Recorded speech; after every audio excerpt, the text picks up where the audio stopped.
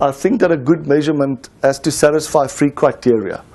And when you use this criteria, together with a need to say it needs to relate to the strategy, you will dramatically reduce the mistakes. So the first criteria is it must accurately tell you the status of the system. So if you think about, for example, an income statement, that's a kind of a measurement. Under what circumstances does it not accurately tell us the status of the system? It's when we start producing stock and we take a cost recovery for that and we artificially increase our profits. So as a manager, I'm looking at it, it's telling me I'm profitable when in fact I'm not. So by definition, it wouldn't satisfy the first criteria of a good measurement, which is saying it's accurately telling me the status of the system. Am I doing okay or not? Because there I don't want those 2 mistakes, telling me I'm okay when I'm not, or telling me I'm not okay when I am. So I think using that criteria by itself will eliminate a lot of the measurements that's not giving me actionable information. The second criteria of the measurement is must accurately tell us the cause of the status. So let me give an example that many of you will be familiar with.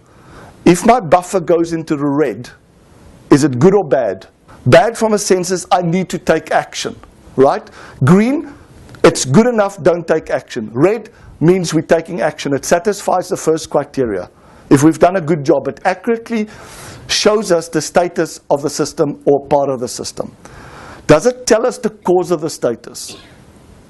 No, because we don't know if I'm in the red because demand have increased or because supply have deteriorated, right? So we have this thing called a cumulative flow chart, flow diagram, that simply says, if I was looking at the orders arriving here, arrivals of orders, and some point later I am looking at the departures, the shipments going out, I can read off this graph why something is in the red.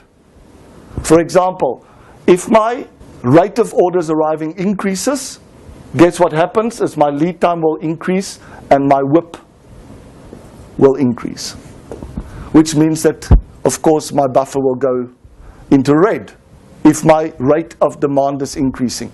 At the same time, if my supply deteriorates, there's a breakdown, and then I start again, the same thing happens. Lead times will increase, WIP will increase. I will go into red.